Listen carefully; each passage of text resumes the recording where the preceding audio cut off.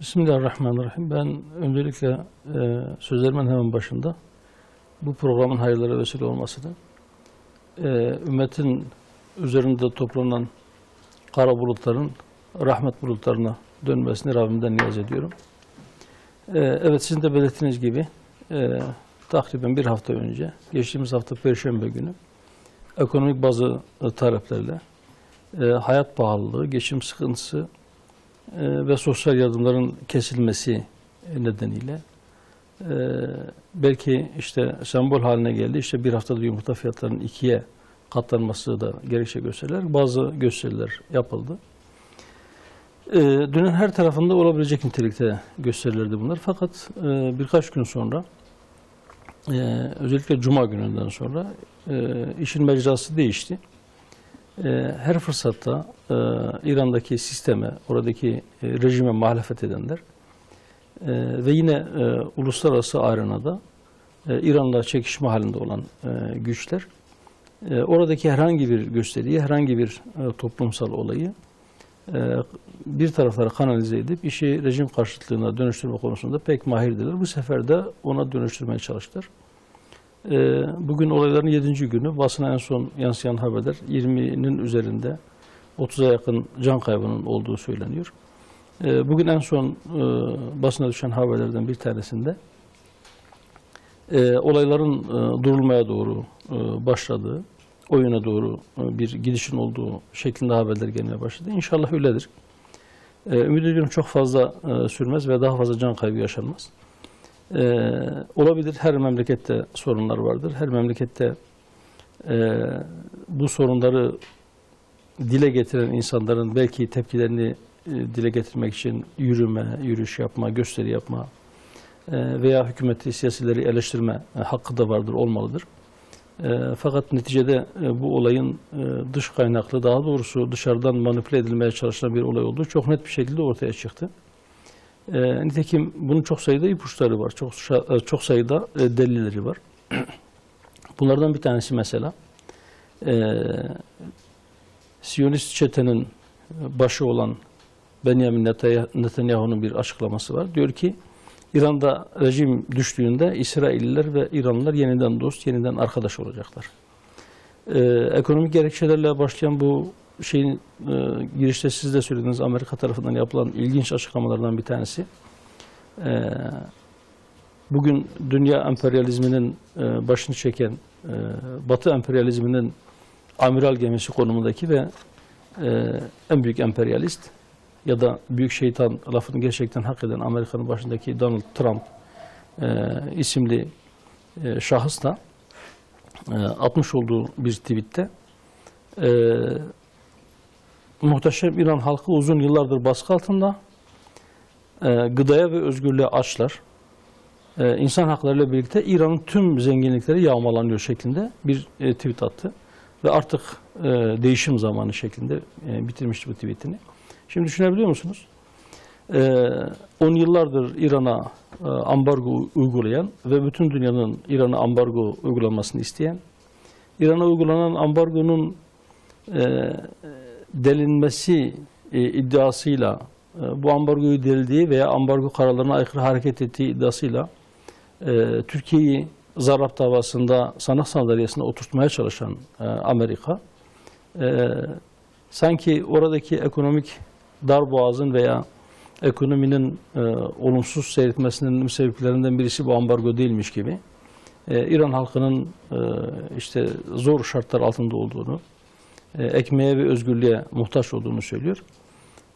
Ve yine 1953'te yaşıyor müsait olanlar hatırlar.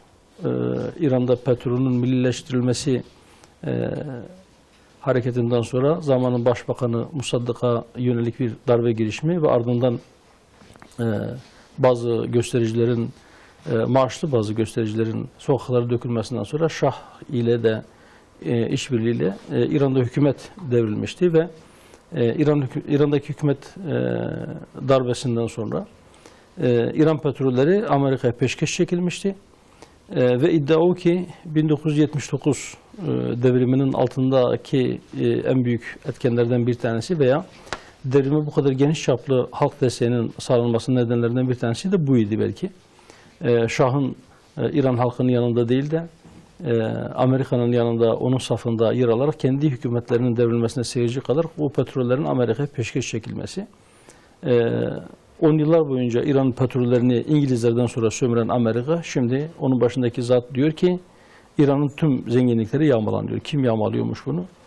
Dünyanın en büyük yağmacısı bu gösterinin sebebi olarak İran'ın zenginliklerinin yağmalanmış olmasını gösteriyor. Gerçekten ilginç bir tablo.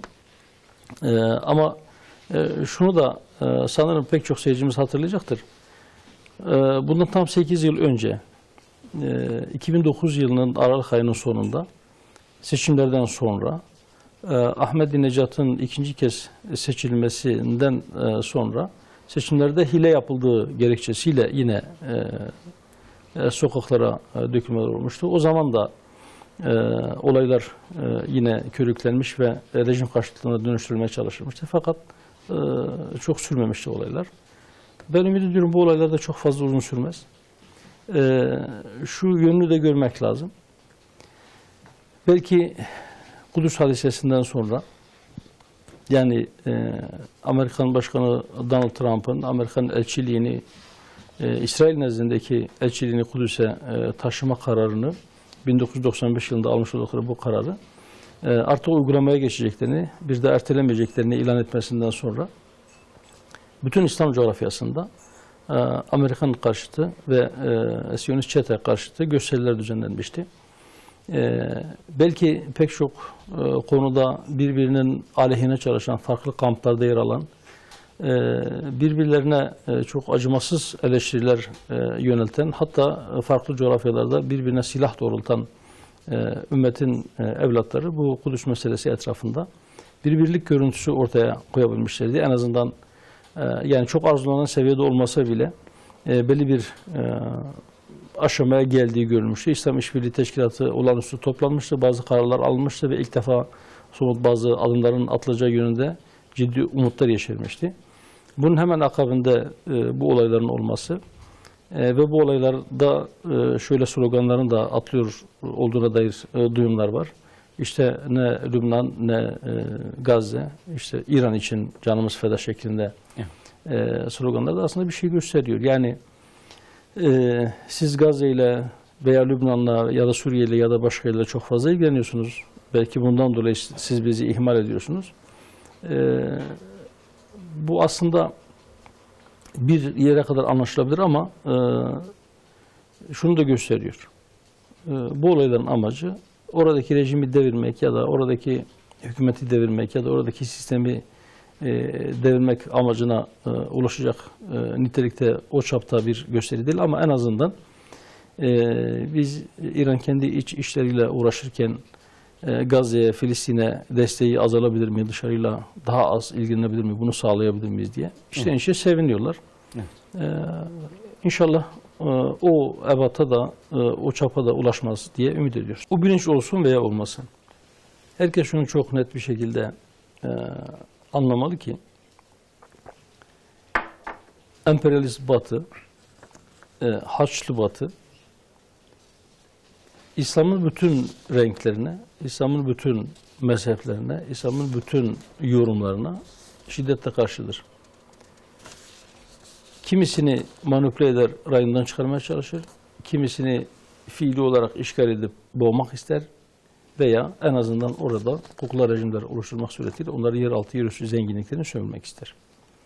Kendisine bağlı, kendisine tabi, kendi sözünden çıkmayan kişiler tarafından idare edilip yeraltı, yerüstü zenginlikleri batıya aktığı müddetçe İslam ülkeleri bir problemleri olmaz. Ama herhangi bir İslam ülkesi ben sizin boyunduruğunuz altında yaşamak istemiyorum derse bunun hangi ülke olduğunun, ne şekilde idare edildiğinin veya dünya coğrafyasının neresinde bulunduğunun hiçbir önemi yok Batı için.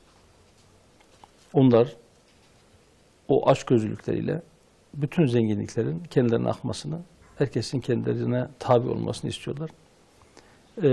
Dolayısıyla herhangi bir kıpırdanma veya onların boyunduruğundan çıkma hareketi dünyanın herhangi bir yerinde baş gösterdiğinde illa bunun İslam ülkesi olması da gerekmiyor. onu bulmak için çalışırlar. Biraz önce işte söyledim, 1953'teki hükümet darbesiyle Başbakan Musaddık'ın düşürülmesi ve daha sonra petrollerin Amerika'ya akması. Bu 1979 yılına kadar sürdü. 1979 yılından sonra hatta daha öncesinde 1967 işte petrolün millileştirilmesi yönünde atılan adımlar ve o zaman yapılan gösteriler, halkın sokağa dökülmesi, Şah rejiminin yapmış olduğu katliamlar, bütün bunlardan sonra 1979 yılında Şah, yani Amerikan kuklası olan İran Şahı devrildikten sonra oradaki Batı'yla, yani oradaki rejimin Batı'yla problemleri sürekli devam etti. Sürekli ambargo, işte Saddam rejiminin oraya saldırtılması ve ekonomik ambargoların uygulanması. Tarihi sürece girip çok fazla ayrıntılara bulmak istemiyorum ama neticede o gün bugündür sürekli bir çekişme var, sürekli bir didişme var, sürekli bir boğmaya çalışma hareketi var. Yani zannedilmesin ki Türkiye NATO üyesidir diye veya Türkiye işte Batı'yla iyi geçiniyor diye benzer bir şey Türkiye'de olduğunda ya da işte Amerika'nın veya Batı'nın güdümünden çıkmaya çalıştığında bu tip hareketler Türkiye karşı da planlanmıyor. Evet, Gezi olayları belki şu andaki hükümetin Batı ile ilişkilerinde ben artık 30 yıl 40 yıl öncesi gibi değilim. Benim de kendime ait bir iradem var. Evet, ben sizinle müttefikim ama artık işler eskisi gibi yürümeyecek şeklindeki itirazlarından hemen sonra, yani tabiri caizse ben de senin gibi bir devletim, burası senin bir eyaletin değildir. İki devlet arasındaki ilişkiler şeklinde bir ilişki olmalıdır şeklindeki çıkışlardan sonra Gezi olayları planlandı. Gezi olayları daha sonraki darbe süreçlerinden 17-25 Aralık'tan MİT tırların durdurulmasından 15 Temmuz darbe girişiminden bağımsız değil de bunlar hepsi birbiriyle bağlantılıdır. Nitekim şu anda 15 Temmuz darbe girişimini planlayan, onu pratiğe dökmeye çalışan ve başarısız olunca yurt dışına kaçan insanların nerede barındığını, Türkiye'nin bütün ısrarlarına rağmen bunların iade edilmediğini bütün kamuoyu biliyor. En son işte yansıyan haberlerden bir tanesi darbe teşebbüsünde bulunan ve daha sonra başarısız olduklarını anladıktan sonra helikopterle Yunanistan'a kaçan askerlerden bir tanesine Yunanistan siyasi sığınma hakkı verdi. Evet. Ona mülteci olarak onu tanıdığını ve kabul ettiğini bildirdi ve basına da düştü bu haber. Evet. Evet, bunlar böyle. Yani evet. Bütün İslam ülkelerinin bir araya gelmesinden başka bir çare yok. Evet. Eğer tek tek Müslümanlar birer birer onlara karşı koymaya çalışırlarsa, onlar güçlerini birleştirerek belki boğmaya çalışacaklar ama Müslüman halklar, İslam ülkeleri ve onların yöneticileri bir araya gelebilirlerse inşallah emperyalizmin bu boyunduruğundan kurtulacaktır. İnşallah. Özellikle dış gelişmeler böyle çok yalın bir şekilde çok basit, tek kutuplu veya tek yönlü bir olay değildir. Elbette bunun Suriye'de ilgisi vardır. Elbette bunun Suudi Arabistan'la ilgisi vardır. Elbette bunun Yemen'le de ilgisi vardır. Elbette bunun Bahreyn'le de ilgisi vardır. Elbette bunun Astana süreciyle de ilgisi vardır. Hep bütün yönleriyle, yani farklı yönler, ama bazı yönlerle, bazı yerlerle ilişkileri biraz daha düşük seviyededir. Bazıları çok barizdir. İşte biraz önce söylediğim ne Lübnan ne Gazze, İran için canı feda sloganları aslında bir şeyin işaretiydi. Evet, Astana sürecinde Cenevre sürecinin başarısızlığa uğraması, Amerika'nın devre dışı kalması etkili olmuştur ama doğrusu ben Astana sürecinde Türkiye'nin, İran'ın ve Rusya'nın çok birbirine paralel düştüğü veya birbirlerine yakın politikalar izlediği kanaatinde de değilim. Nitekim en son Sayın Cumhurbaşkanı açıklamaları oldu Amerika'ya bazı çağrı niteliğinde. Biz Amerika ile birlikte çalışmak istiyoruz. Onlar da bizimle birlikte çalışmak isterlerse biz bundan memnuniyet duyarız şeklindeki açıklamalar oldu. Türkiye'nin işte Suriye politikası konusunda İran'a çok yaklaştığını söylemek çok kolay değil. Bir ara şu tür yorumlar yapıldı. Acaba Türkiye'de Esed'li bir geçiş dönemine razı oldu mu şeklinde soru soruldu ama ondan sonra Sayın Cumhurbaşkanı çok keskin bir çıkış oldu. Esed devlet terörü uygulayan bir teröristtir. onunla masaya oturulmaz, onunla pazarlık yapılmaz mealinde sözler etti. Şimdi İran'ın bütün başından beri Suriye politikasının ana omurgasını teşkil eden düşüncesi şuydu: Esed orada kalmalı, orada kalacaktır. Suriye'nin meşru bir hükümeti vardır ve bu meşru hükümete baş kaldıranların tamamı teröristler şeklinde bir tezi var İran'ın. Türkiye'nin de başından beri Esed gitmeli. Gelinen aşamada da aşağı yukarı herkes kendi yerini muhafaza ediyor. Bu yönüyle yani Türkiye ile İran'ın Suriye politikasında birbirine paralel düştüğü görüşüne ben katılmıyorum doğrusu. Bu tür yorumlar bana çok doğru gelmiyor ama Suriye meselesinde belki Rusya'nın daha fazla inisiyatif almasıyla Amerika'nın devre dışı kalmış olması o da bu süreçte yani İran'daki bu olaylarla kısmen de olsa ilintilidir mutlaka. Evet, Amerika sadece Suriye'de değil, Orta Doğu'daki politikalarında pek çok meselede 15 Temmuz darbe girişimi de dahil başarısız oldu. Hatırlayın, bir de Suudi Arabistan'da bir İslam ordusu, İslam NATO'su adı altında bir birlik oluşturulmuştu. O da belki bir Amerikan projesiydi. Muhtemelen Amerika'nın terörist olarak vasıflandırdığı kişilere karşı kullanılmak üzere oluşturulmuş bir orduydu. Fakat daha tabiri caizse doğmadan öldü. Yani o plan bir düşük yaptı. Amerikan planlarının adım adım yürüdüğü, peyderpey İslam beldelerinin düştüğü yorumu çok kötümser bir yorum. Evet, Amerika pes etmiyor. Amerika sürekli yeni oyunlar deniyor. Amerika sürekli yeni fitneler peşinde. Ama inşallah ümmet ruhu uykudan uyanmaya başlamıştır. Amerika'nın tertiplediği her fitne, her oyun kendi başına patlayacaktır diye ümit ediyorum.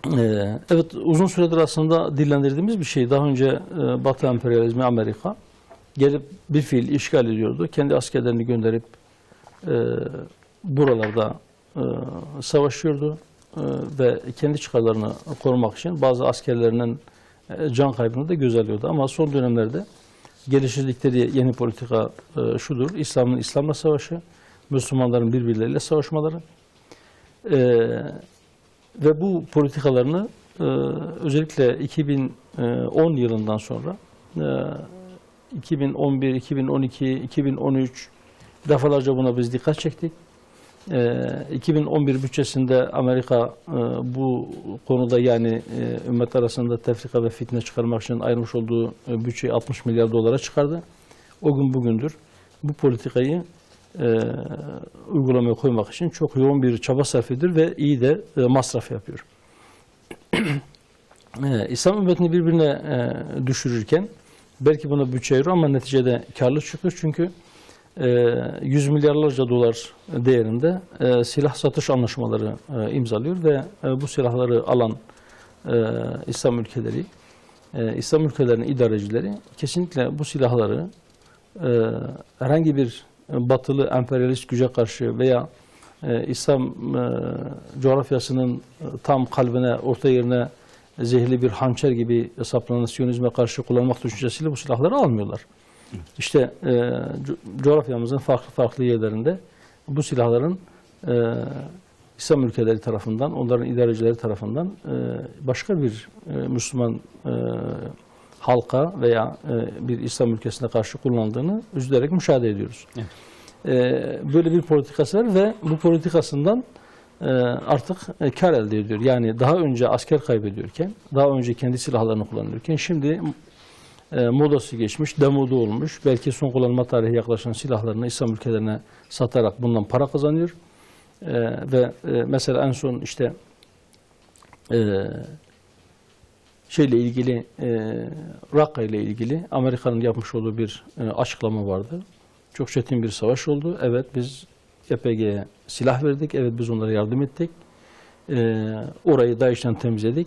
Bizim bu süre içerisinde bizim hiçbir kaybımız olmadı. İşte SDG'den yani Suriye Demokratik Güçleri denen yapılanma 400 civarında can kaybı yaşadı. 700 de yaralıları var ama Amerika'nın hiçbir kaybı yok. Tek bir asker bile kaybetmedik. Evet, evet, bizim topraklarımızda bizim bölgemizin insanların bir kısmını kendi hizmetinde çalıştırarak, kendisi için çarpıştırarak bir başkasını bertaraf etme politikası sürdürülebildiği kadar onlar tarafından sürdürülecektir. Ama önemli olan onların ne yapmak istediklerinden ziyade biz ne yapıyoruz veya biz bu oyunu görebiliyor muyuz? Biz buna karşı bir tedbir geliştirebiliyor muyuz? Biz onlar için kardeşlerimize silah doğrultmaktan veya öfkelerimizi birbirimize yöneltmekten vazgeçiyor muyuz? Ümmet olduğumuzu hatırlıyor muyuz? Bence asıl üzerinde düşünülmesi, kafa yorulması gereken husus burası. 696 sayılı kanun hükmünde kararnamede kamuoyunda çokça tartışılan, tartışmalara zemin oluşturan bazı ifadelerle 15 Temmuz darbesi ve terör eylemleriyle bunların devamı niteliğindeki eylemlerin bastırılması kapsamında hareket eden kişilere, sivil de olsa, resmi bir sıfatı olsun veya olmasın, bunlara yönelik bir dava açılamayacağı, bunlara yönelik herhangi bir cezai, idari veya maddi sorumluluk oluşmayacağına ilişkin bir düzenleme yapıldı. Düzenleme çokça tartışıldı. Bunun dilinin problemli olduğu söylendi. Bunların bazıları biraz abartılı belki ama neticede dilde bir problem olduğu konusunda biz de hemfikiriz. Yani farklı taraflara çekilebilecek nitelikte bir yazım usulü tercih edilmiş. Çok iyi bir teknik değil. Yani kanun tekniği açısından çok iyi bir madde değil. Evet. Hükümetin bunun üzerine ortaya koymuş olduğu tepkiler, yani bu düzenlemeye karşı çıkan kişilerin darbeci olduğu veya işte hükümetin işte buna karşı çıkanlar bizim gözümüzde darbecidir ve onlarla aynı saftadır şeklindeki açıklamaları çok gereksiz ve çok yanlış açıklamalardı. 15 Temmuz akşamı darbe teşebbüsü başladıktan ve kamuoyu tarafından duyulduktan sonra, haber bize ulaştıktan sonra belki herkesten önce kendi tabanını sokağa davet eden, bunu sadece hükümete yönelik bir darbe değil, millete yönelik bir darbe olduğunu ve bunun sadece bir darbe de değil, bir işgale zemin hazırlama teşebbüsü olduğunu belirterek ilk günden beri biz alanlardaydık. Herhalde bu darbenin karşısında durma noktasında Hüdapar'ın konumunu tartışacak kimse yoktu Türkiye'de.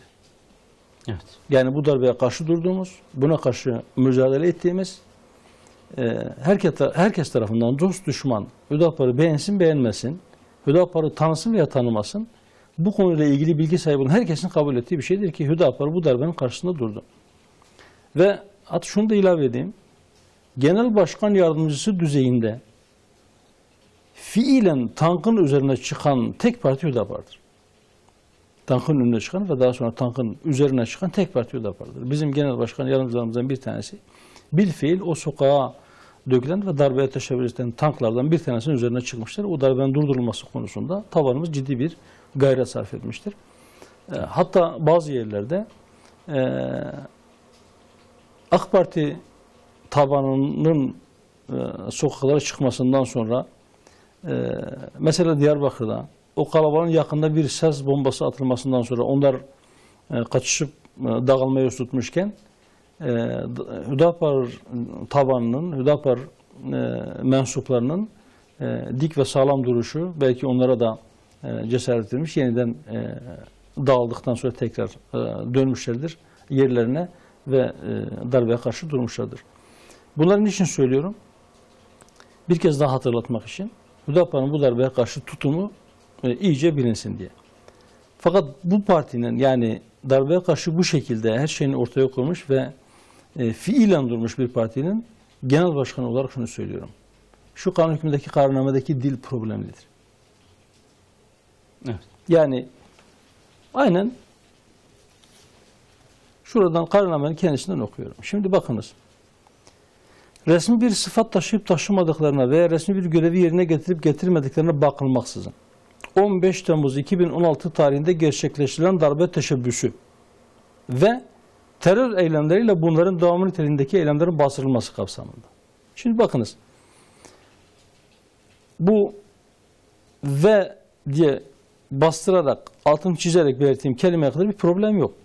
15/7/2016 tarihinde gerçekleştirilen darbe teşebbüsü ve terör eylemleri.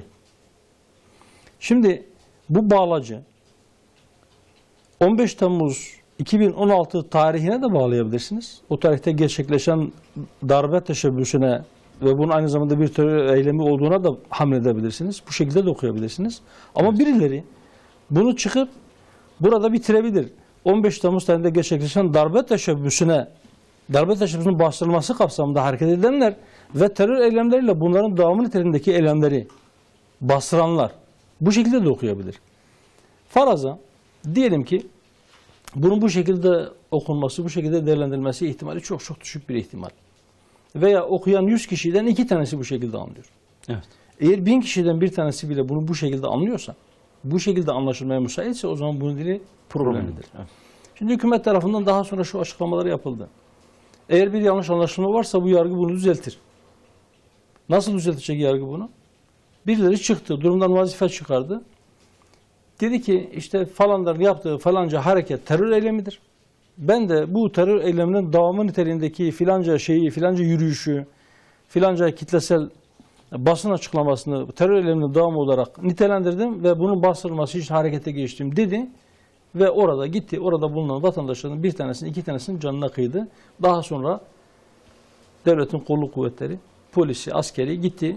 O cinayeti işleyen veya o adamı vuran kişiyi yakaladı, mahkeme huzuruna getirdi. Mahkeme dedi ki sen bunu bu şekilde değerlendiremezsin, sen yanlış değerlendirmişsin. Ve ona ceza verdi. Peki ben ne anladım bu işte? Önemli olan öyle bir şeye mahal vermemektir. Bu olay olduktan sonra, millet birbirine düştükten sonra bu olayı yapan, şunu yanlış, hükümete göre yanlış yorumlayan kişiye ceza vermenin anlamı ne? Veya neye çare olacak? Evet. Hükümetin bu kadar kişi söylüyorsa eğer, hükümetin içerisindeki hukukçu profesörler bile, hükümetin bazı bakanları bile, daha önce Cumhurbaşkanlığı yapmış birisi bile bu dilin problemli olduğunu söylüyorsa, birileri bunun daha sonraki eylemleri de kapsadığını söylüyorsa, birilerinin bundan sonra darbe teşebbüsünde bulunacak olanlar bunu görüp korkacaklar, ona karşı çıkacaklar, cesaret vermek için işte şimdiden biz onlara ceza vermeyeceğini söylüyoruz diye anlıyorsa ve bu adam hukuk profesörü ise Evet. o zaman hükümet de şunu kabul etsin. Bunda bir problem var, bunun dilinde bir problem var. Bunun geri çekilip düzeltilmesi veya dilinin düzeltilmesi çok zor bir şey değil. Evet. Pekala mümkündür. Yani eğer yok işte bunu bu şekilde değerlendirenler veya bu şekilde okuyanlar kötü niyetlidir. Bunlar işte ortalığı karıştırmaya çalışıyorlar. Ya da bunlar aslında darbecilerle beraberlerdi. 15 Temmuz akşamı darbeye teşebbüs edenlerin başarılı olmasını arzulayan insanlar da diyorlarsa işte söylüyorum. Yani biraz önceki o girizgahın nedeni de buydu. Evet. 15 Temmuz günü darbeye karşı duran, darbe teşebbüsünü püskürtmek için eline gelen bütün çabayı sarf eden bir partinin genel başkanı olarak söylüyorum. Bu kanun hükmünde kararnamenin dili problemlidir. Evet. Ve mutlaka düzeltilmelidir. Peki. Bunu bu şekilde yani hükümetin anladığı şekilde anlamak mümkündür ama diğerlerinin söylediği de yabana atılacak nitelikte eleştiriler değildir. Bu eleştiri yapanların tamamı iyi niyetli olmayabilir. O ayrı bir problem. Evet. Yani ayrıca değerlendirilir, ayrıca tartışılır. Evet. Fakat dilde bir problem olmasa belki bu kadar bunun üzerine gitmeyeceklerdi. Bu sivillere yargı muafiyeti getiren şey. Bir de şöyle bir şey var. Yani hukukta şöyle bir kaide vardır. Siz normal şartlarda suç olan bir şey işlendikten sonra o fiili işleyenlerin işlemiş oldukları fiilleri af kanunları da olsa bir şekilde ceza yargısının dışında bırakabilirsiniz. Evet. Veya zaman aşımı süresini kısaltarak ya da başka tekniklerle bunu yargılama dışı bırakabilirsiniz. Ama eğer siz normal şartlarda suç olan bir fiili kanunla veya kanun hükmünde kararnameyle gelecekte işlenmesi muhtemelen bir fiili siz yargıdan bağışık hale getirirseniz siz aslında o işi suç olmaktan çıkarmış olursunuz. Evet. Öyleyse tarif ettiğiniz şeyin yani ceza kanunu temel ilkelerinden bir tanesi tipiklik ilkesidir. Yani motamot birbirine uymasıdır, şablonun oturmasıdır. Öyleyse kullandığınız kelimeleri, kurduğunuz cümleleri çok iyi seçmek özenli lazım. seçmek lazım. Evet. Şimdi parti olarak bu konudaki duruşumuzu da biz daha önce kamuoyuyla paylaştık. Evet, bu kanun hükmünde kararnameyle getirilen düzenlemelerden bir tanesi de terör suçlularının veya darbeye teşebbüs edenlerin mahkemelere tek tip kıyafetle getirilmesi. Seyircilerimiz hatırlayacaktır. 15 Temmuz darbe girişiminden sonra FETÖ denen örgütle bağlantılı olduğu, o örgüte üye olduğu iddiasıyla yargılananlardan bir tanesi üzerine İngilizce kahraman yazan, hero yazan bir tişörtle geldi. Kamuoyunda bu tartışıldı. Nasıl bunu yapabiliyorlar diye. Ve daha sonra tek tip kıyafet tartışmaları Türkiye'nin gündemine girdi. Şimdi bir kere şunu unutmamak lazım. Eski tabiriyle beraat-i zimmet asıldır. Yani bir kişi herhangi bir şekilde mahkemenin huzuruna çıkıp suçluluğu hükmen sabit oluncaya kadar, suçlu olduğu ispat edilinceye kadar suçsuz sayılır. Evet. Masumiyet karinesi. Yani kural olan, kaide olan kişinin suçsuzluğudur. Çünkü onun hakkındaki karar kesinleşinceye kadar o şüphelidir. Sadece şüphe altındadır. Suç işlediği şüphesi altındadır. Ancak mahkeme kararıyla hüküm sabit oluncaya kadar, onun o suçu işlediği kesinlik kazanıncaya kadar suçlu muamelesi yapılamaz. Şimdi getirilen düzenleme ne? Sanıkların mahkemeye tek tek kıyafetle getirileceği. Daha mahkemeye getiriyorsunuz. Daha bunları yargılıyorsunuz. Düşünün. Henüz bu uygulamaya girmedi. 30 gün içerisinde yönetmeliğin çıkacağı söylendi. Daha geçtiğimiz günlerde birkaç gün önce 11 bin küsur kişinin aslında baylo kullanmadığı, evet, kendi iradeleri dışında kullanmış oldukları telefonlarının veya diğer bilgisayar veya neyse işte tabletlerinin baylo kullanmış gibi oradaki IP numaralarına bilinçli bir şekilde, kasıtlı bir şekilde Mor Beyin denen bir program tarafından yönlendirildiği anlaşıldı. Üstelik bunu da mahkeme ortaya çıkarmadı. Bunu savcılıklar ortaya çıkarmadı. Bunu o dosyalarda savunma avukatlarından bir tanesi ve bir bilişim uzmanı, bir bilirkişi tarafından bunlar ortaya çıkarıldı. Evet. 11 bin küsur kişi. Bugün basına düşen bir haber, aslında baylo kullanmadığı halde, baylo kullandığı gerekçesiyle meslekten ihraç edilen çoğu mahkeme başkanı olmak üzere 7 hakim, hakimler Yüksek Kurulu tarafından, SYK tarafından görevlerine iade edildiler. Bunlardan bir tanesi de MİT tırlarının durdurulması kararı veren hakimi tutuklayan Ağır Ceza Mahkemesi Başkanı. Düşünebiliyor musunuz? Evet. Yani FETÖ'cü olduğu gerekçesiyle hakimler hakkında tutuklama kararı veren hakim FETÖ'cüdür diye tutuklandı. O dönem yani hukukçu kimliğimizle bu camianın içerisinde olan pek çok kişiden benzer şeyler duyduk. Bu adamın FETÖ ile bir ilgisinin, alakasının olması imkan dahilinde değildir diye. Ama evet, buna rağmen hem tutuklandı, evet, daha sonra meslekten ihraç edildi. İşte bugün bu baylok listesinden sonra bu şahsın da, bu mahkeme başkanının da onunla birlikte 6 hakimin daha görev iadesi kararlaştırıldı. Şimdi bu ortaya çıkmamış olsaydı, yani bu avukatın ve bilişim uzmanının çabaları sonucu bu IP'lere iradeleri dışında telefonlarının veya tabletlerinin, bilgisayarlarının yönlendirildiği açığa çıkarılmamış olsaydı, ihtimal ki bu kişiler de o badem korusu elbiselerin içerisinde mahkemeye getirileceklerdi. Evet. Peki daha sonra ne olacaktı? Bir de işin şöyle bir psikolojik yönü var.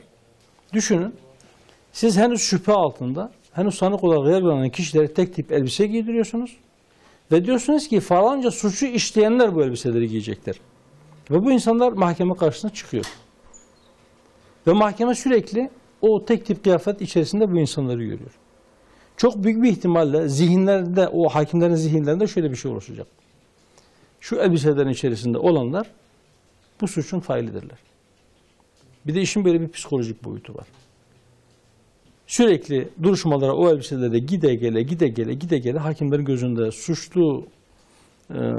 suçlulukla, o suçun faili olmakla özdeşleşen sanıklar hakkında hakimlerin doğru olmayan kararlar verme ihtimali de yükselecektir. Bu doğru bir uygulama değildir. Biz buna karşıyız. Darbeyi gerçekleştirenler, darbeyi gerçekleştirdikleri veya darbeye teşebbüs ettikleri kesinleştikten sonra hükümet istiyorsa o zaman cezaevinde onlara tek tip elbise giydirsin. Evet. Bunlar darbecidir diye, bunlar bütün bir millete darbe yapmaya kalkmışlardır diye, ibret-i alem olsun diye tek tip elbise giydirilebilir ama suçlulukları kesinleşinceye kadar. Vermiş oldukları örneklerde özellikle Guantanamo, yani Amerikan başkanlarının bile, Trump'ı kastetmiyorum, önceki başkan mesela, seçim kampanyası döneminde seçimi kazanması halinde Guantanamo'yu kapatacağını söylemişti. Evet. Guantanamo hukukun ayaklar altına alındığının, Guantanamo hukukun katledildiğinin, Guantanamo insanlığın katledildiğinin bir numunesi olmuş. Böyle bir yerden bahsediyoruz. Yani orada sürekli gözleri bağlı, kafalarını çuval geçirmiş vaziyette, cezaevi şartlarında bir ayaklarındaki prangalar çözülmeyen, bir yerden bir yere nakledilirken tekerlekli sedyeler üzerinde götürülen, elleri kelepçeli, birbirlerinden uzak tutulan, insanlık dışı muamelelerin yapıldığı, aylarca, yıllarca insanların mahkeme bile çıkarılmadığı bir yerden bahsediyoruz. Şimdi Guantanamo verilecek örnek mi Allah aşkına? Böyle bir örnek olabilir mi? Veya orada Amerika'nın her şeyini eleştireceksiniz. Orada belki Amerika'nın yaptığı en iğrenç işlerden bir tanesini örnek olarak orası yaptı diye biz de burada yapabiliriz diye örnek edeceksiniz. Bu kabul edilebilecek bir şey değil. Gerçekten sadece 28 Şubat yargısının mağdurları değil, hem 28 Şubat'ın hem FETÖ yargısının mağduru olan çok sayıda masum, çok sayıda mazlum cezaevlerinde ömür tüketmeye devam ediyor. En son malumunuz 21 Aralık 2017'de 28 Şubat sürecinin yargılandığı, o sürecin aktörlerinin sanık olarak yargılandığı davada savcılık mütalasını açıkladı ve dosya sanıklarından 60 kişi için ağırlaştırılmış müebbet hapis talebinde bulundu. Bundan sonra yeniden 28 Şubat mağdurları gündeme geldi.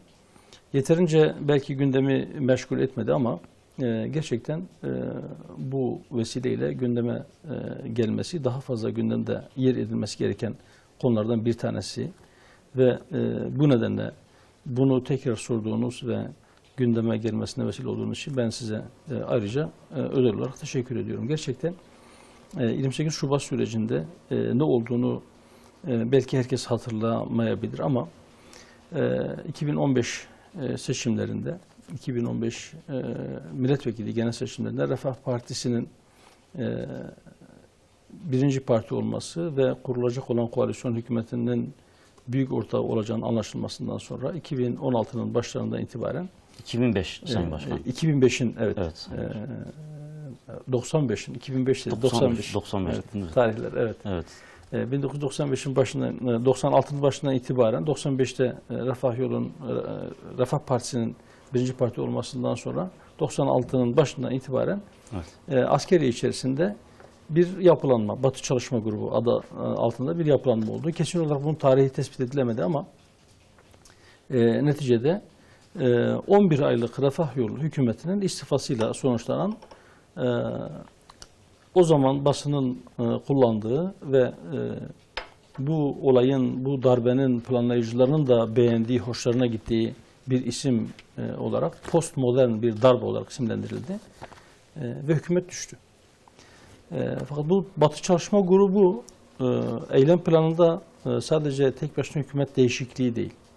Yani tırnak içerisinde söylüyorum, irtica ile mücadele eylem planı adı altında memlekette pek çok alanda, yani üniversitelerdeki öğrencilerden öğretim üyelerine, yeşil sermaye olarak isimlendirdikleri esnaftan sivil toplum kuruluşlarına, cemaatlerden tarikatlara, herkes yönelik bir eylem planları vardı ve kendi bakış açılarına göre Türkiye'yi irticadan temizleyeceklerdi. İşte o dönemde yapılan işlerden bir tanesi özellikle 29 Nisan'da bir briefingler dizisi başladı. Evet. Bu briefinglerde Genelkurmay kendi personelinden başlayarak, askerlerden başlayarak, askeri yargı mensuplarından başlayarak bir briefingler dizisi başlattı. Daha sonra yüksek yargı mensupları bu briefinglere davet edildiler. Kendilerine nasıl davranmaları gerektiği konusunda uzun uzadıya izahatlar yapıldı. Askerler tarafından, üniformalılar tarafından, omuzları apoletliler tarafından, generaller tarafından ve o yüksek yargı mensupları dakikalarca bu briefingi ayakta alkışladılar. Aslında son duruşma tutanağı yaklaşık 40 sayfa. Sayın Savcının vermiş olduğu mütalada bu duruşma tutanağında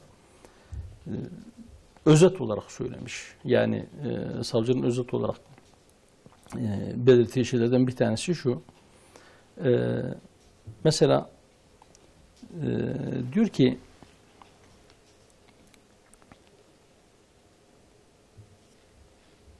evet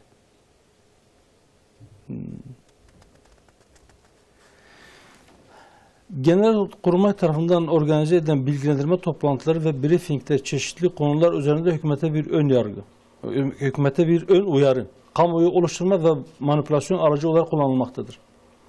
Basın yayın organlarına yönelik olarak yayınlanan basın açıklamaları da aynı kategoridedir. 28 Şubat sürecinde Genelkurmay tarafından düzenlenen irtica briefingleri gazetecilerin yanı sıra yargı mensuplarına da verilmişti. Savcının tespiti. Evet. Ve orada kullanılan şeylerden bir tanesi ilginç. Çevik bir başkanlığında 7 Nisan 1997'de yapılan bir toplantıda söylenen şeyler şu. Hükümete muhtıra verilmesi, liste uzun. Evet. Kriz yönetimi oluşturulması, eylem planı yapılması, yargı ve kamu yöneticilerine destek ve tehdit. Bir yerde polise havuç ve sopanın gösterilmesi gerektiği söyleniyor. Yine yargı mensuplarına ve kamu yöneticilerine destek ve tehdit, üniversiteler, sendikalara, sivil toplum örgütleriyle işbirliği yapılması, cesaret verilmesi. Yani kime cesaret verileceği malum.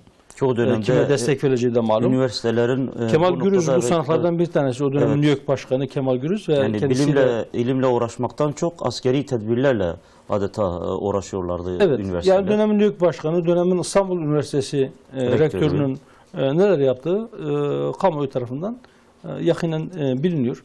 Evet. Ve bu toplantılarda hakimlere, savcılara briefingler verildi ve ona göre yargı yönlendirildi. Şimdi ben bir hukukçu olarak adliyelerde çok uzun zaman ceza dosyaları takip etmiş birisi olarak özellikle de dindar kesime yönelik açılmış olan davaları yoğun bir şekilde takip etmiş bir hukukçu olarak söylüyorum. Bu 29 Nisan 1997'deki briefinglerden önce benzer nitelikte yine irticayla mücadele adı altında devlet kadrolarındaki bazı klikler tarafından operasyonlar yapılıp insanlar derdest ediliyordu, yargı huzuruna çıkarılıyordu, mahkemelerde süründürülüp mağdur ediliyorlardı. Evet. Fakat sonuçta o davaların sonucunda önemli bir kısmı mahkemeler bakıyordu, çok ciddi bir şey yok. Önemli miktarda bir beraat kararı çıkıyordu. Ben kendi arşivimden bunu net bir şekilde söyleyebilirim ki bu briefinglerden önce yani 28 Şubat sürecinden önce mahkemelere intikal eden benim takip ettiğim dosyalarda beraat oranı %85'lerin üzerindeydi. Yani sanık olarak hakkında dava açılan insanların evet. %85'e yakını beraat ediyordu. Hatta bazı seneler bu oran daha da fazla. Fakat o briefinglerden sonra tam tersine döndü. Dosyada hiçbir delil, hakkında hiçbir delil olmayan kişiler mahkemeler tarafından beraat ettirildikleri takdirde savcılar itiraz ediyorlardı. Dosya Yargıtay'a gidiyordu. Yargıtay 9. Ceza Dairesi o dönem bu tip dosyalara bakan 9. Ceza Dairesi'ydi. 9. Ceza Dairesi tarafından bu kararlar sanıkların aleyhine olacak şekilde bozuluyordu. Bunda yani o yüksek yargı mensuplarının askerlerden, apoletlerden almış oldukları briefingin izleri çok bariz, çok net bir şekilde görülüyordu. Bazen hiçbir gerekçe göstermeden sadece baskıyla verilen kolluk ifadelerine dayanarak mahkumiyet kararı verilmesi gerektiği Yargıtay tarafından belirtiliyordu ve dosyalar döndükten sonra yerel mahkemeler bu kişilere ağır cezalar veriyordu. Bazen de zaten ceza almış olan kişilerin daha ağır cezalarla cezalandırılmaları gerektiği yönünde kararlar çıkıyordu. Evet. Hatta o dönemden sonra o briefingli yargı tarafından o kadar ucube kararlar verildi ki mahkemenin vermiş olduğu cezayı aleyhe temiz olmamasına rağmen Yargıtay bozuyordu.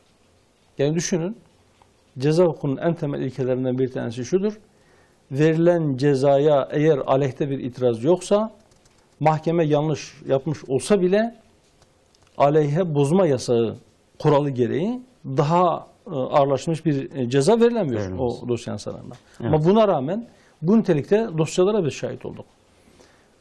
O kadar fütursuzca, o kadar pervasız hareket ettiler ki ceza vermeye kafalarına koydukları bazı insanlara önceden kimlerin ceza alacağı kendi yanında istihbari bilgilerden kararlaştıkları bazı dosyalarda yakalanmamış olan kişilerin ellerinde barut artığı olduğuna dair bilirkişi raporları tanzim edilip dosyalara konuldu. Hiç yakalanmamış kişi ama işte bunun da elinde barut atığı vardır, bu da ateş etmiştir, bu da bu suçun ortaklarından bir tanesi şeklinde bilirkişi raporları çıktı.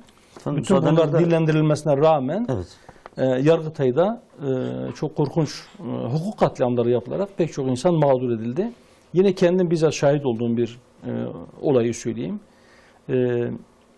2000'li yılların sonlarına doğru Yargıtay 9. Ceza Dairesi'nde, ki sonradan anlıyoruz ki o dönem oradaki hakimlerin önemli bir kısmı FETÖ bağlantılı insanlar. Yıllardır lehte bir karar çıkmadığı için ben bir gün o dairenin başkanı olan zata söyledim. Dedim ki yıllardır ben buraya gidip geliyorum. Daha önce bazen lehte kararlar çıkıyordu. Fakat şimdi hiç, yani çok bariz hukuksuzluklar olmasına rağmen ya aleyhte bozuyorsunuz ya da olduğu gibi oynuyorsunuz.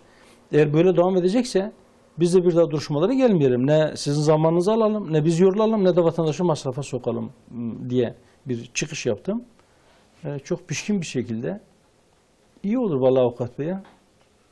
Siz yani temiz yetinizle duruşma istemezseniz biz de seviniriz dediler.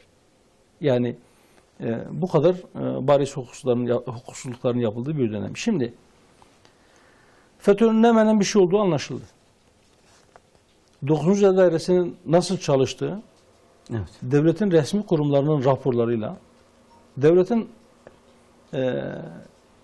istihbarat birimlerinin raporlarıyla, güvenlik birimlerinin raporlarıyla ve bizzat hükümeti idare eden, hükümetin başındaki başbakanın, hatta devletin başındaki cumhurbaşkanının ifadeleriyle bunların nasıl hukuk katlettikleri, hukuka değil, adalete değil, Pensilvanya'ya bakarak karar verdikleri ifade edildi. Şu anda işte birkaç gün önce, 2 hafta kadar önce 28 Şubat döneminin postmodern darbecilerinin yargılandığı dava dosyasında mütalaa veren savcı o dönemin nasıl çalıştığı, bizzat dönemin aktörlerinin, yani o üniformalı aktörlerin, yani 28 Şubat postmodern darbesini yapanların dilinden veya onların kaleme aldığı belgelerden yargıya briefing vermek suretiyle neler yaptıkları, onları nasıl korkuttukları, nasıl tehdit ettikleri, nasıl kendi yanlarına çekmek için havuç sopa taktiği uyguladıklarını bugün işte savcılar söylüyor ve onlara müebbet hapis cezası isteniyor. Biz de şunu söylüyoruz. Evet. Diyoruz ki zulmeden birisine zulmünü anlamış olduktan sonra hak ettiği cezayı vermiş olmak, adaleti tesis etmiş olmak için yeterli değildir. Evet. Eğer zalimin zulmünü görmüşseniz ve karşılığında buna gerekli cezayı vermişseniz ve onun zulmederek mağdur ettiği kişinin de mazlumiyeti, mağduriyeti devam ediyorsa, elinizde de imkan varsa onun mazlumiyetini, onun mağduriyetini de gidermeniz gerekir. Adaletin gereği budur. Eğer siz bunu yapmazsanız işinizi eksik yapmış olursunuz. Şu anda FETÖ bağlantısı nedeniyle, FETÖ üyeliği nedeniyle insanlara zulmeden, insanlara adalet dağıtmakla görevli olmasına rağmen üzerinde Adalet Sarayı yazılı binalarda hakim cübbesi giyerek kendi örgütsel çıkarları için veya kendi örgüt liderinin talimatları doğrultusunda zulmeden insanların özgürlüğünü, onların hakkını elinden alan insanları cezaevine kapatmış olabilirsiniz. Şimdi öyle bir yargı sistemi ki hakimin zulmen cezaevine kapattığı kişiyle o hakimi yan yana koğuşlarda tutabiliyorsunuz. Şu anda FETÖ yargısının mağdur edenleri önemli oranda içeride. Evet. 28 Şubat yargısına briefing verenlerin önemli bir kısmı veya verdirenlerin önemli bir kısmı şu anda ağırlaştırılmış müebbet hapis cezası verilmesi talebiyle mahkeme karşısına çıkıyorlar. Önümüzdeki pazartesi günü 8 Ocak günü onların da duruşması olacak. İhtimal ki bunların da önemli bir kısmı ceza alacak. Ceza aldıktan sonra ihtimal ki bunların önemli bir kısmı da belki o FETÖ adına yargılama yapan ve onlar için insanlara zulmeden hakimlerin bitişik koğuşlarında belki onlar da kendilerine bir yer bulacak. Ama eğer buna rağmen FETÖ adına zulmedenler Kemalist sistem adına insanlara zulmedilmesini, hatta devletin memurlarının, hatta hükümetinin, başbakanının, bakanının hedefe oturtulmasını, onların bertaraf edilmesini, hükümetin devrilmesini, insanların özgürlüğünden edilmesini kendilerinde bir hak olarak görenler, yani darbe yapanlar, darbeye teşebbüs edenler de o dönem postmodern darbesini fiilen bir fiil gerçekleştirmiş olanlar, başarıya ulaşmış olanlar, biri bir koğuşta, biri diğer koğuşta olacak. Ama belki aradaki koğuşta farklı farklı tarihlerde zulmettikleri, zulmen oraya kapattıkları ve 20 yılı aşkın bir süredir. Yani 90'lı yıllardan beri cezaevine kapattıkları insanlar eğer halen daha bütün bu zulümler açığa çıkmış olmasına rağmen orada durmaya devam ederlerse bunun cevabı yoktur. Bunun izahı yoktur. Öyleyse yapılması gereken şey bellidir.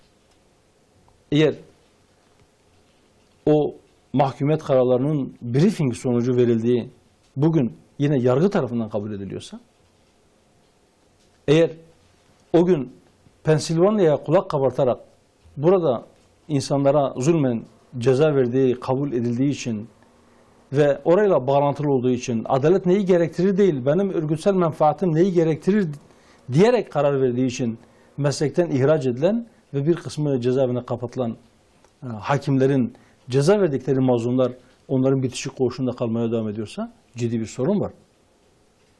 Öyleyse gaye bugünkü iş başında olanların da gayesi sadece adaletin tesis edilmesi değil, adaletin yerini bulması değil. Kendi rakiplerinden veya kendileriyle ters düşen insanlardan intikam almak için o zaman böyle yapıyorlar. Eğer gerçekten adalet için bunu yapıyorlarsa o zaman şunu yapmak zorundalar.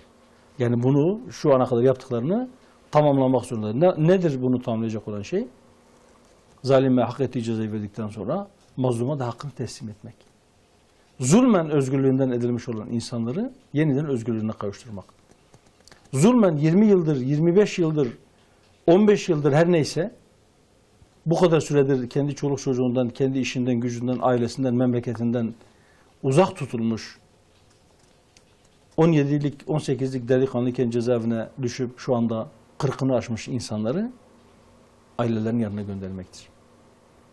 Onlardan özür dilemektir. Onların bu zararlarını telafi edecek anlamda sembolik de olsa bazı adımlar atmaktır. Şu anda hükümetten beklenen budur. Evet. Eğer bu olmazsa gerçekten bu vebal o kadar ağır bir vebaldir ki bunun hem siyasi sonuçları olur hem de daha önemlisi belki siyasi sonuçları çok hükümeti çok fazla ürkütmeyebilir veya işte onu çok fazla hesaba katmayabilirler.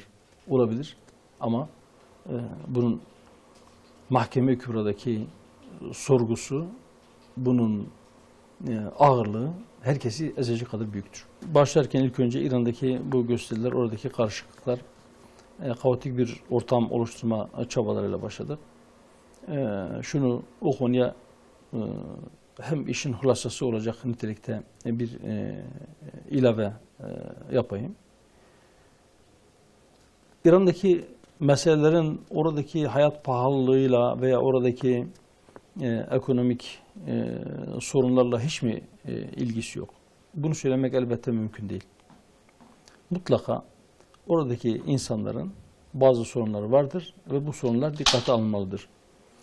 Dış güçler Siyonizm buna seviniyor diye, Amerika işte biz sizi destekliyoruz diyor diye veya işte Hollanda'daki ırkçı parti Geert Wilders'in daha fazla peçe ve hicap, daha fazla örtülme değil, özgürlük, mollaların işte zamanı bitti şeklinde atmış oldukları tweetlere bakarak sadece dışarıdan kışkırtmalar mı diyeceğiz?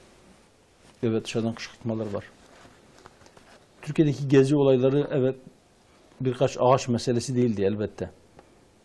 Fakat hem Türkiye hem İran hem diğer bütün İslam ülkeleri şunu net bir şekilde şapkayı önlerine koyarak hesap etmeli ki dışarıdan birilerinin kendi ülkelerini karıştırmasını istemiyorlarsa emperyalist kışkırtmalar veya batılı ülkelerin müdahalesini istemiyorlarsa o zaman onların müdahalesine zemin oluşturacak nitelikteki sorunları bir an önce hızlı bir şekilde ve adalet temelinde çözmeye baksınlar.